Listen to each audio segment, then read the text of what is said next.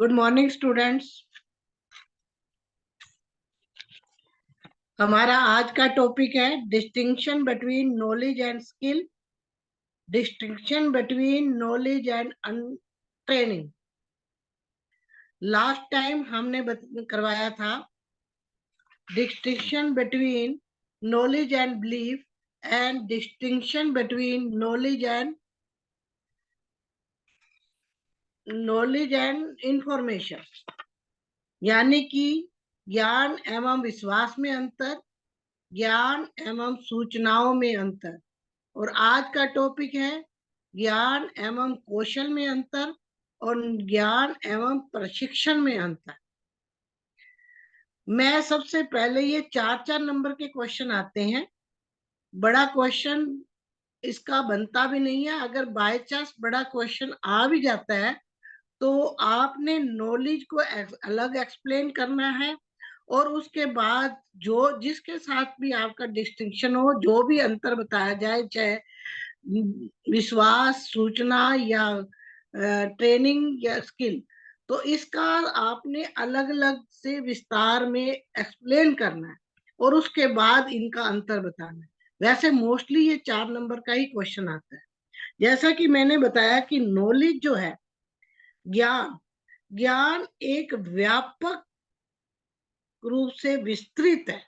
मैंने बताया था कि एक समुंदर है। ये जितने भी टॉपिक इसके साथ हम अंतर बता रहे हैं, डिस्टिंक्शन बता रहे हैं नॉलेज के साथ, वो सारे ही ज्ञान के एक पार्ट है। ज्ञान अपने आप में एक समुंदर है जिसमें सत्य, तर्क, विश्वास, सूचना,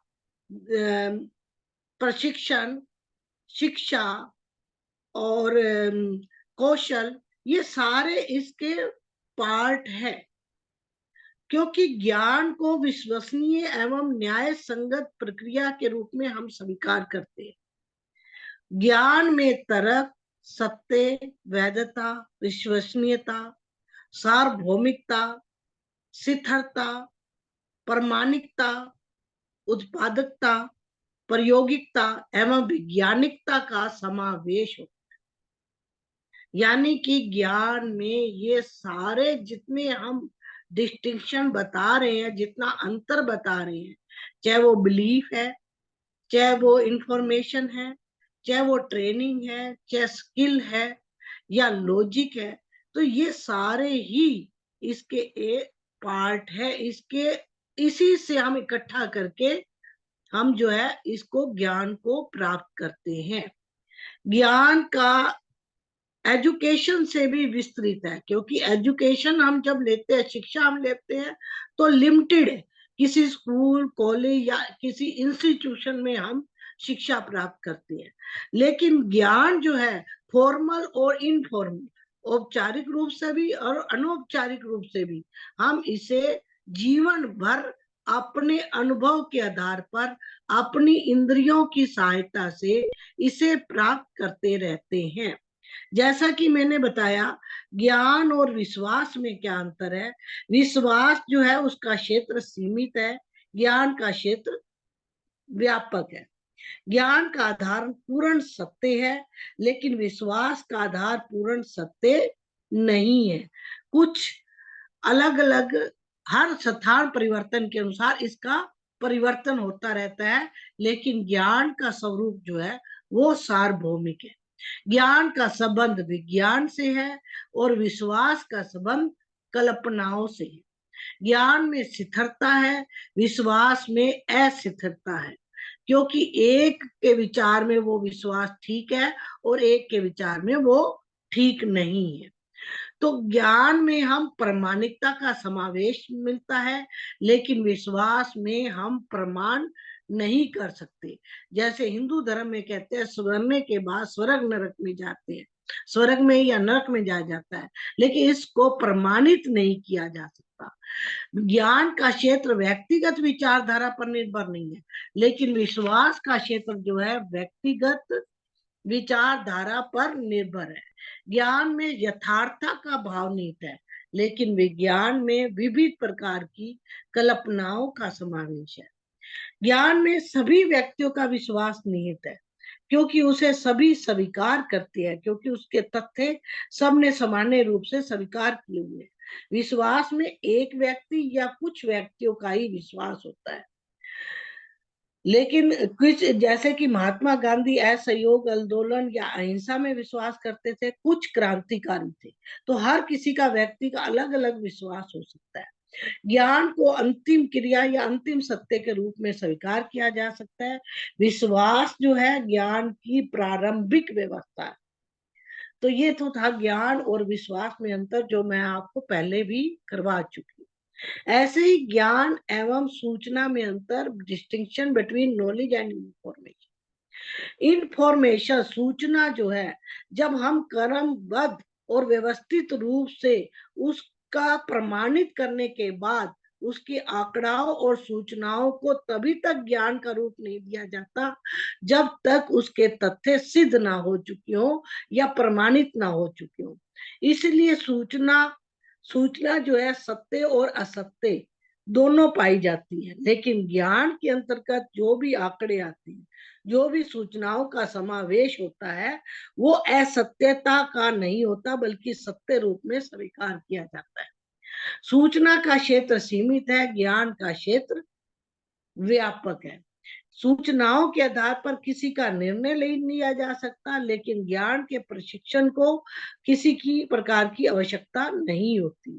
सूचनाओं का संबंध हमारी ज्ञान इंद्रियों से होता है, और जिसकी हम लेकिन ज्ञान को किसी प्रकार की प्रमाण की आवश्यकता नहीं होती, ये पहले से ही प्रमाणित एवं सिद्ध होते हैं। सूचनाएं एवं आंकड़े नष्ट हो सकते हैं, ज्ञान नष्ट नहीं हो सकता। विविध प्रकार की सूचनाओं में से ज्ञान को खोजने का प्रयास किया जाता है, लेकिन ज्ञान सारभूत एवं संश्लेषित स्वरूप होता है। उसे किसी प्रकार के विश्लेषण और संश्लेषण की आवश्यकता नहीं होती। सूचनाओं का स्वरूप विश्लेषणात्मक होता है, जबकि ज्ञान का स्वरूप संश्लेषणात्मक होता है। सूचनाएं मनुष्य के सामने ज्ञान का मार्ग प्रशस्त करती हैं, लेकिन ज्ञान में किसी प्रकार के प्रयोग एवं अनुभव की संभावना नहीं होती। सूचनाओं को एक स्थान से दूसरे स्थान पर भेजा जा सकता है, लेकिन ज्ञान को हम एक स्थान से दूसरे स्थान पर नहीं भेज सकते। सूचनाओं का जो अस्तित्व है वो कुछ समय के लिए होता है, लेकिन ज्ञान का रूप जो है स्थायी होता है। वो मस्तिष्क में अपने अनुभव एवं व्यवहार में समाहित होता है। अब इसके बाद हम ये दोनों हम पहले करवा चुके हैं। अब हम कहेंगे distinguish between knowledge and skill.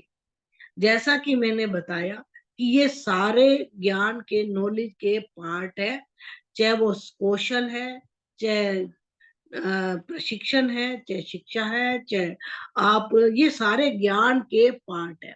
इसमें ज्ञान एवं कौशल में भी बहुत अंतर पाया जाता है। दोनों को हम आमतौर पर एक मान लेते हैं। स्किल और नॉलेज को हम आमतौर पर एक मान लेते हैं, बट ये एक नहीं है। ज्ञान का आशय मैंने बताया ना, उन वैध, विश्वसनीयता और सत्य सूचनाओं से है जिनके आधार पर किसी कार्य का प्रदर्शन किया जा सकता है। जैसे एक स्टूडेंट प्रयोगशाला में ऑक्सीजन गैस बनाने संबंधी वैध एवं सत्य सूचनाएं इकट्ठी करता है और उससे गैस को समझा कर बता सकता है कि ऑक्सीजन गैस कैसे बन सकती है या कैसे है। ये उस छात्र का ज्ञान है। लेकिन स्किल जो है, जो कौशल है, वो किसी भी ज्ञानात्मक अवस्था को उसके मतलब साइकोलॉजिकल पक्ष, मनोत्यात्मक पक्ष के रूप में प्रस्तुत किया जाता है, जिसको देखा जा सकता है। ज्ञान वैध है, विश्वसनीय है, सत्य सूचनाओं का समूह है जिसको आंकड़ों के रूप में इकट्ठा किया जाता है। लेकिन कौशल के द्वारा प्राप्त ज्ञान को व्यवहारिक रूप से प्रयोग किया जाता है। जैसे किसी छात्र को टाइप की नॉलेज है, तो वो टाइप करके दिखाएगा कि उसकी कितनी नॉलेज है। या किसी छात्र को उसने अपने इंद्रियों के द्वारा, अपने व्यवहार से वो उसको बता सकता है। और ज्ञान का जो क्षेत्र है वो केवल मस्तिष्क में है, वो केवल बुद्धि का है। उसके मस्तिष्क में अनेक प्रकार की धारणाओं का समावेश होता है।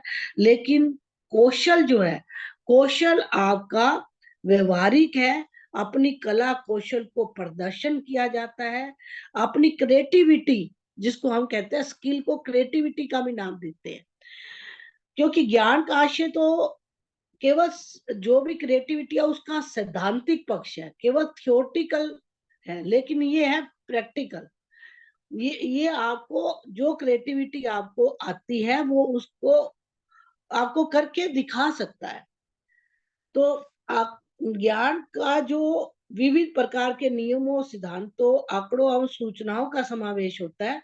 लेकिन कौशल के अंतर्गत केवल व्यवहारिक पक्ष देखा जाता है। जो व्यवहारिक पक्ष है उसको ही वो अपने कलात्मक वस्तुओं का निर्माण करके, जैसे मिट्टी से बर्तन बनाना, या अपनी पेंटिंग बनाना, या डांस करके दिखाना, या सिंगिंग करके दिखाना, ये उसका स्किल है।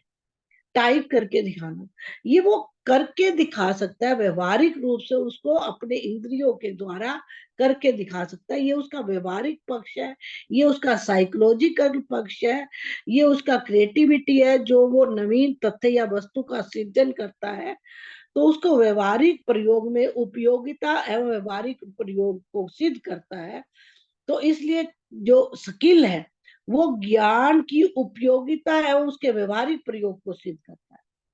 और ज्ञान जो है केवल सैद्धांतिक है, वो उसकी कुशलता का आधार तो बनता है, बट ज्ञान जो है क्रियाओं से, तर्क, चिंतन आदि से होता है।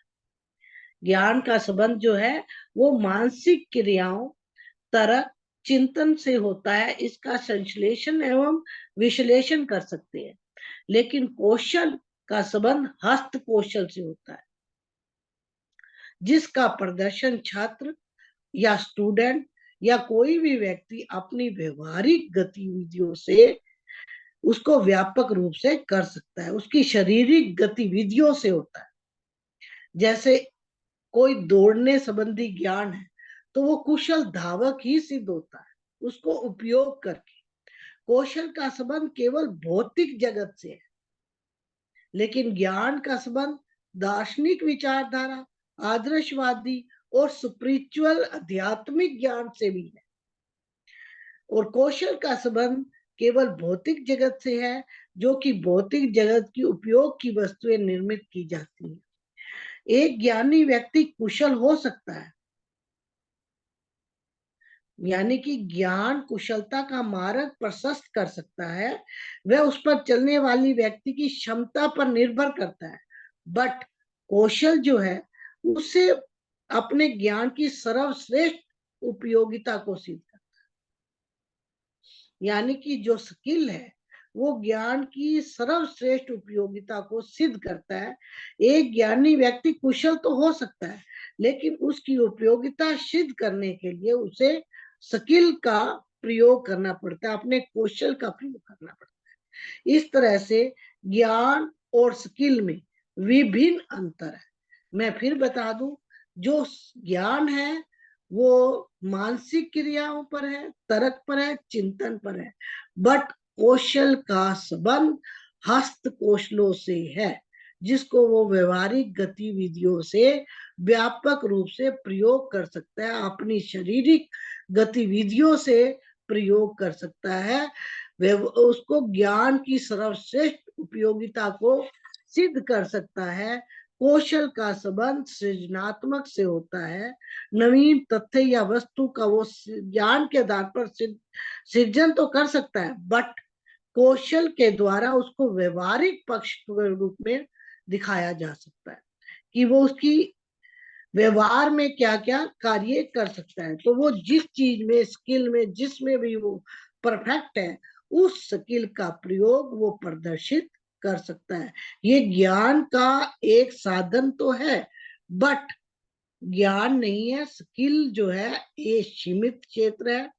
किसी को पेंटिंग करने का स्किल प्राप्त है, कौशल प्राप्त है, किसी को डांस करने का, किसी को संगीत गाने का, किसी को टाइप करने का, इस तरह से कंप्यूटर चलाने का। तो स्किल और ज्ञान में अंतर है। ज्ञान का क्षेत्र व्यापक है और कौशल का क्षेत्र सीमित है। कौशल जो है वो व्यवहारिक है, शारीरिक गतिविधियों से है, हस्तशिल्प से है। बट ज्ञान जो है मानसिक क्रियाओं पर है, केवल मानसिक क्रियाओं से संबंधित। अब हम आते हैं कि ज्ञान एवं तर्क में क्या अंतर है। Distinction between knowledge and logic, इसमें भी पर्याप्त अंतर है। हम आमतौर पे ज्ञान एवं तर्क दोनों को एक दूसरे से समानार्थक शब्द के रूप में प्रयोग करते हैं, परंतु इसमें अंतर है। दोनों के अंतर क्या है कि न्याय ज्ञान जो है वो न्याय संगत है, सूझबूझ वाला है, आंशिक कारण और विचार पूर्वक सिद्धांत प्रस्तुत करने वाला है।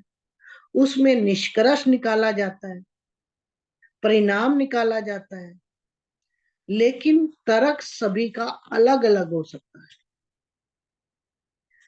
फॉर एग्जाम्पल, कुछ लोग कहते हैं कि गरीबों को दान देना अच्छा है, ये उसका तर्क है, लेकिन ये वैज्ञानिक सत्य नहीं है। कुछ कहते हैं कि मेहनत करने वाले अपना पैसा खराब क्यों करे इनको देकर, ये भी मेहनत करे। तो इस तरह से हर व्यक्ति का तर्क अलग अलग हो सकता है। और ज्ञान जो है वो प्रमाणित है, वो कल्पनाओं पर आधारित नहीं है। जैसे न्यूटन पेड़ के नीचे लेटा हुआ था, उसके ऊपर सेब गिरा। न्यूटन ने कल्पना एवं तर्क का विचार प्रस्तुत किया कि ये सेब ऊपर क्यों नहीं गया, नीचे ही क्यों गिरा। इस तर्क के आधार पर उसने गुरुत्वाकर्षण की खोज की, क्योंकि उसने तर्कों द्वारा ज्ञान का सृजन किया, विचार किया, परीक्षण किया, उसको प्रमाणित किया। जब तक कोई तर्क प्रमाणित नहीं होता, उसका परीक्षण नहीं होता, उसको सब लोग मान नहीं लेते, तब तक वो तर्क ही रहता है, ज्ञान नहीं। तर्क को ज्ञान का स्रोत माना जाता है, क्योंकि तर्क के आधार पर ही नवीन ज्ञान की खोज होती है, परंतु उसे ज्ञान नहीं कहा जा सकता, क्योंकि ज्ञान को प्राप्त करने का आधार मात्र तर्क नहीं होता, वरन तर्क में निहित सत्य वो होता है। यदि तर्क सत्य हो तो ज्ञान का विस्तार होगा, अन्यथा नहीं। ज्ञान का स्रोत तो माना जा सकता है तर्क, लेकिन तर्क ही ज्ञान है ये नहीं माना जा सकता, क्योंकि तर्क की सत्यता एवं प्रामाणिकता के आधार पर ही उसे ज्ञान में सम्मिलित किया जाता है। ज्ञान में सत्यता एवं प्रामाणिकता का ही समावेश होता है। तो तर्क को किसी घटना से जोड़कर प्रस्तुत किया जाता है। तर्क जब भी किया जाता है वो किसी घटना से जोड़कर प्रस्तुत किया जाता है, जैसे सूर्य ग्रहण, चंद्र ग्रहण की घटनाओं को कुछ तर्क दिए जाते हैं। कुछ कहते हैं इसमें राहु और केतु का प्रभाव है, राहु आकर इसको ग्रस लेते हैं, लेकिन प्रमाणित नहीं है। प्रमाणित यही है कि ये एक खगोलीय घटना है। पृथ्वी सूर्य के चार ये ब्रह्मांड के चारों ओर घूमती है, तो जैसे ही वो सूर्य के आगे आ जाती है सूर्य ग्रहण, और जैसे ही वो चंद्रमा के आगे आ जाती है तो वो चंद्र ग्रहण है। लेकिन तर्क क्या दिया जाता है आध्यात्मिक रूप से कि राहु और केतु दो राक्षसों ने चंद्र को ग्रस लेने पर चंद्र ग्रहण और सूर्य को ग्रस लेने पर सूर्य ग्रहण। लेकिन ये प्रमाणित नहीं। तर्क सबका अलग अलग हो सकता है, लेकिन उसमें सत्य निहित हो, वो प्रमाणित हो, उसी को ज्ञान माना जाता है। तर्क का संबंध कल्पनाओं से भी होता है, लेकिन भ्रामक भी होता है, असत्य भी हो सकता है। लेकिन ज्ञान का संबंध कल्पना से नहीं होता। उसका विचार, तर्क और तथ्य को ज्ञान उस स्थिति में माना जाता है जब वो सत्य सिद्ध हो, उसमें कहीं भी असत्य ना हो। तर्क व्यक्तिगत विचार या भावना से भी संबंधित होता है। जैसे अनेक व्यक्तियों ने वस्तुओं को पृथ्वी पर गिरते हुए देखा होगा, लेकिन न्यूटन ने तर्क प्रस्तुत किया और उस तर्क का परीक्षण किया, प्रमाणित किया, तो वो सार्वभौमिक सत्य के रूप में स्वीकार कर लिया। तो तर्क जो है विचार एवं भावना से संबंधित होते हैं। तर्क का क्षेत्र तो केवल सीमित है। मैंने कहा ना, ये सारे ज्ञान के पार्ट तो है, ज्ञान के स्रोत तो है, बट ज्ञान जो है वो विस्तृत है, व्यापक है। उसमें अविश्वसनीयता की कोई संभावना नहीं होती। तर्क जब तक प्रमाणित ना हो जाए तब तक हम ज्ञान में उसको नहीं सम्मिलित करते। तर्क को ज्ञान की खोज का मार्ग तो मानते, क्योंकि तर्क के द्वारा ही ज्ञान की खोज की जा सकती है। नवीन तथ्य को खोजने का आधार, प्रेरणा, गतिविधियां प्रदान तो करता है, परंतु ज्ञान में विकासात्मक स्थिति देखी जाती है। ज्ञान का विकास तर्क, विश्लेषण एवं संश्लेषण आदि क्रियाओं द्वारा देखा जाता है।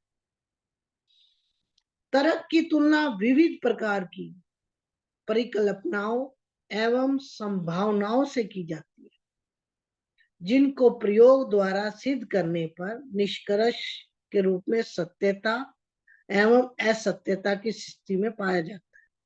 परंतु ज्ञान में कोई कल्पना नहीं होती, उसे तो परीक्षण एवं अनुसंधान यानी कि खोज और एक्सपेरिमेंट करके ही उसकी सत्य की कसौटी पर सिद्ध किया जाता है। ज्ञान अंतिम सत्य है। इसको सत्य सिद्ध करने के लिए किसी प्रमाण की आवश्यकता नहीं होती, लेकिन तर्क अंतिम सत्य नहीं हो सकता। तर्क हमारे मन की भावना, हमारे विचारों से संबंधित है। तर्क एक प्रारंभिक क्रिया है जो कि ज्ञान के लिए मार्ग तैयार तो करती है, बट अंतिम ज्ञान की अंतिम क्रिया नहीं। ये है लॉजिक और नॉलेज में अंतर। मैंने बताया ना, लॉजिक जो है वो व्यक्तिगत विचारधारा भी हो सकती है। लॉजिक ज्ञान का स्रोत तो माना जा सकता है, लेकिन ज्ञान का आधार नहीं। तर्क की सत्यता एवं प्रमाणिकता के आधार पर ही ज्ञान में शामिल किया जा सकता है। तर्क किसी घटना से जोड़कर भी प्रस्तुत किया जा सकता है। गर्त तर्क जो है व्यक्तिगत विभिन्नताओं पर निर्भर करता है, कल्पनाओं पर भी निर्भर करता है, उसकी व्यक्तिगत विचारधाराओं पर निर्भर करता है। तर्क का क्षेत्र सीमित होता है। तर्क ज्ञान की खोज का मार्ग तो माना जाता है, पर ज्ञान नहीं। तर्क की तुलना विभिन्न कल्पनाओं से की जाती है। तर्क अंतिम सत्य नहीं होता। तर्क एक प्रारंभिक क्रिया है जो ज्ञान के लिए मार्ग तैयार करता है, गाइड करता है। इसी प्रकार अब हम करेंगे distinction between knowledge and training. यहाँ भी वही बात है, ज्ञान एवं प्रशिक्षण में बहुत अंतर। प्रशिक्षण का क्षेत्र भी सीमित है, वो भी ज्ञान का एक पार्ट है। प्रशिक्षण में खेल प्रशिक्षण, शिक्षक प्रशिक्षण, जैसे हम कहते हैं कि प्ले की ट्रेनिंग दे देना, टीचर ट्रेनिंग दे देना, साइंस की ट्रेनिंग दे देना, मैथ की ट्रेनिंग दे देना, किसी टेक्निकल मशीन की ट्रेनिंग दे देना।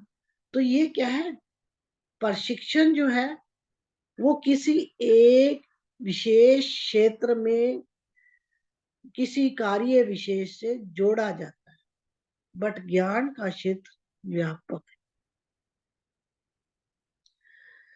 जैसे कि ज्ञान तो हम अब बीएड कर रहे हैं, बुकिश नॉलेज ले रहे हैं, तो उसे हम क्या कहेंगे? ज्ञान। बट जब हम टीचर्स ट्रेनिंग करवाते हैं, स्किल डेवलप करवाते हैं, टीचर ट्रेनिंग के द्वारा जो क्लास के अंदर जाकर वास्तविक रूप से पढ़ाना, उसको हम ट्रेनिंग का नाम देते हैं, ज्ञान का नहीं। प्रशिक्षण के माध्यम से किसी कार्य विशेष को प्रभावी रूप से संपन्न करने की योग्यता प्रदान की जाती है। जैसे एमबीबीएस करके डॉक्टर नहीं बन जाते जब तक वो इंटर्नशिप नहीं करते, यानी कि उसकी ट्रेनिंग नहीं लेते, मरीजों के पास जाकर उनसे उनके जो बीमारी को समझना, उनकी साइकोलॉजिकल ट्रीटमेंट करना। ऐसे ही एक टीचर भी विद्यार्थी के आमने सामने जाकर क्लासरूम के अंदर जो वो ट्रेनिंग करता है, वो ज्ञान और में नहीं आता, वो केवल प्रशिक्षण में आता है। ज्ञान में किसी प्रकार की योग्यता प्रदान नहीं की जाती, बल्कि ज्ञान की प्रक्रिया का उद्देश्य निर्धारित नहीं किया जाता। ये बहुउद्देशीय प्रक्रिया है ज्ञान। लेकिन प्रशिक्षण किसी एक विशेष उद्देश्य को प्राप्त करने का प्रयास किया जाता है। जैसे प्ले में है, कोई क्रिकेट खेलना चाहता है तो उसकी प्रैक्टिस करेगा। वो बुकिश नॉलेज लेकर ज्ञान प्राप्त करके वो एक क्रिकेटर नहीं बन सकता जब तक वो उसकी ट्रेनिंग ना ले। तो ये एक व्यवहारिक प्रैक्टिकल प्रक्रिया है जिसमें हम आदर्शवादी नहीं बन सकते। केवल एक कुशल शिक्षक बनने के लिए हमें ट्रेनिंग करनी ही पड़ेगी। ट्रेनिंग का कार्य केवल सीमित ही होता है, कुछ समय के लिए होता है, और उसकी सफलता पारदर्शी होती है, त्रुटि रहित होती है। ज्ञान का संबंध व्यापक होता है। ये ठीक है कि गोल्ड मेडलिस्ट टीचर अच्छा शिक्षक बनेगा, ये संभव नहीं है।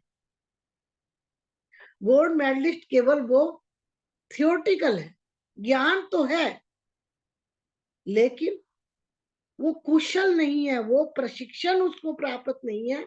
तब तक जब तक प्रशिक्षण उसे प्राप्त नहीं होगा, वो एक अच्छा टीचर नहीं बन सकता। एक अच्छा डॉक्टर भी जब तक प्रशिक्षण नहीं करेगा, जब तक इंटर्नशिप नहीं करेगा, तब तक वो अच्छा डॉक्टर नहीं बन सकता। इसी तरह से एक इंजीनियर भी जब तक उसकी इंटर्नशिप नहीं होगी, किसी प्रोजेक्ट पर काम नहीं करेगा, तब तक वो अच्छा इंजीनियर नहीं बन सकता। एक अच्छा वकील जब तक वो इंटर्नशिप नहीं करेगा, जब तक वो उसकी प्रैक्टिस नहीं करेगा, तब तक वो अच्छा वकील नहीं बन सकता। तो ज्ञान और प्रशिक्षण दोनों में बेहद अंतर है, व्यापक अंतर है। ज्ञान असीमित है, व्यापक है, आदर्शवादी है, और लेकिन प्रशिक्षण जो है कार्य कुशलता में वृद्धि करता है, त्रुटि रहित होता है, उस कार्य में सीमित क्षेत्र पर वो ट्रेनिंग लेता है और उसका प्रयास करता है, बार बार प्रयास करता है, और उसकी वैज्ञानिक विधियों और तकनीकी विधियों का ज्ञान उसको कराया जाता है प्रशिक्षण के दौरान।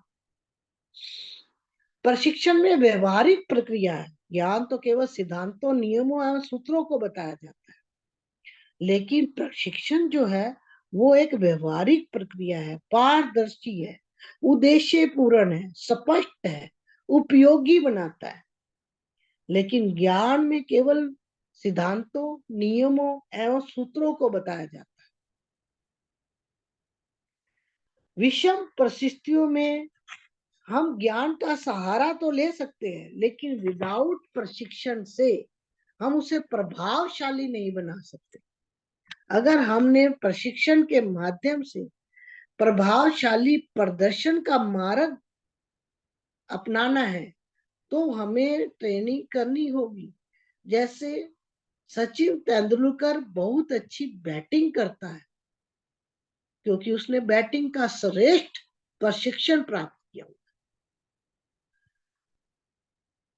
ज्ञान का माध्यम सामान्य क्रिया को प्रदर्शित करना है। जैसे टीचिंग लाइन में शिक्षण विधियां, शिक्षण सिद्धांतों, शिक्षण सूत्रों का ज्ञान रखता है, लेकिन ट्रेनिंग के दौरान ही वह उस कार्य में गुणवत्ता लाने के लिए प्रयोग करता है। शिक्षक के लिए शिक्षक प्रशिक्षण और चिकित्सक के लिए चिकित्सकीय प्रशिक्षण बहु गुणवत्ता लाने के लिए, कि उस ज्ञान में गुणवत्ता लाने के लिए हमें प्रशिक्षण करना पड़ता है, ट्रेनिंग करनी पड़ती है। प्रशिक्षण जो है किसी उद्देश्य या कार्य को प्रभावी बनाने के लिए संगठनात्मक प्रयास किया जाता है, क्योंकि ऑर्गेनाइज होता है, ये ऑर्गेनाइज होता है। जैसे टीचिंग प्रैक्टिस के लिए क्लासरूम स्कूल में जाना पड़ता है, ऐसे ही डॉक्टर को चिकित्सीय प्रशिक्षण के लिए मरीजों के पास जाना पड़ता है, उसका एक ऑर्गेनाइज होता है। तो ज्ञान की कोई सीमा नहीं होती, ज्ञान का कोई निश्चित उद्देश्य नहीं होता, बल्कि ये तो बहुउद्देशीय होता है। सर्वांगीण विकास के लिए ज्ञान को प्राप्त किया जा सकता है। प्रशिक्षण औपचारिक, ज्ञान अनौपचारिक भी लिया जा सकता है। ज्ञान प्राप्त करने को कोई निश्चित समय सीमा भी नहीं होती,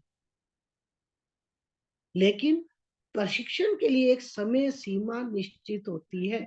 6 महीने की ट्रेनिंग, 1 साल की ट्रेनिंग, 2 साल की ट्रेनिंग, तो ये प्रशिक्षण के लिए एक निश्चित समय सीमा होती है। बट ज्ञान के लिए निश्चित समय सीमा नहीं होती। प्रशिक्षण का संबंध विविध प्रकार की प्रशिक्षण संस्थाओं से होता है, जो कि अपने कार्य विशेष के लिए जानी जाती है। इन संस्थाओं से प्रशिक्षण प्रदान किया जाता है, महाविद्यालयों में, चिकित्सालयों में। लेकिन ज्ञान के लिए सरकारों द्वारा किसी प्रकार की संस्थाएं स्थापना नहीं करनी पड़ती। ज्ञान तो हम अनौपचारिक रूप से अपने घर से ही शुरू हो जाते हैं, अपने छोटों से, बड़ों से, अड़ोसी से, पड़ोसी से, किसी से भी ज्ञान प्राप्त किया जा सकता है। अपनी ज्ञान इंद्रियों द्वारा, अपने अनुभव द्वारा, दूसरों के अनुभव द्वारा, सूचनाओं के द्वारा, किसी के विश्वास के द्वारा, आध्यात्मिकता के द्वारा, किसी के प्रवचनों के द्वारा हम ज्ञान प्राप्त कर सकते हैं। परंतु प्रशिक्षण के लिए संगठन की आवश्यकता होती है, कोई ना कोई ऑर्गेनाइजर प्रशिक्षण देता है। तो इस प्रकार ये दोनों का आपस में सह संबंध तो है, बट ज्ञान सैद्धांतिक रूप से है, ट्रेनिंग जो है वो व्यवहारिक रूप से है। तो ट्रेनिंग की समय सीमा है, ट्रेनिंग गुणवत्ता लाने के लिए है, ट्रेनिंग प्रभावशाली बनाने के लिए है, ट्रेनिंग कार्य कुशलता में वृद्धि करने के लिए है, ट्रेनिंग व्यवहारिक प्रक्रिया को स्वरूप प्रदान करने के लिए है, ट्रेनिंग केवल सीमित क्षेत्र में है, ट्रेनिंग के लिए समय सीमा सीमित होती है, ट्रेनिंग का उद्देश्य सीमित होता है, और ये किसी भी कार्य विशेष को प्रभावी रूप से संपन्न करने की योग्यता प्रदान करता है। तो इस प्रकार ट्रेनिंग के लिए हमें विशेष प्रशिक्षण और ज्ञान दोनों में बहुत अंतर है।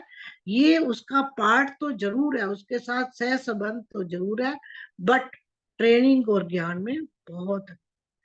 ये आपका टॉपिक है, ज्ञान और विश्वास में अंतर, ज्ञान और सूचनाओं में अंतर, ज्ञान और तर्क में अंतर, ज्ञान और कौशल में अंतर, ज्ञान और प्रशिक्षण में अंतर। तो ये आपके 5 टॉपिक इसमें आते हैं, और एक क्वेश्चन इसका जरूर आता है। तो ज्ञान के तो कंसेप्ट आपको क्लियर हो ही चुका है, मैं शुरू से ही नॉलेज का कंसेप्ट क्लियर करवा रही हूँ। तो इसके साथ साथ जो इसके पार्ट है उनमें डिफरेंट बताया। अब आपको कोई क्वेश्चन पूछना हो तो बताएं। मैम इसी यूनिट सेकंड नहीं है, हाँ जी यूनिट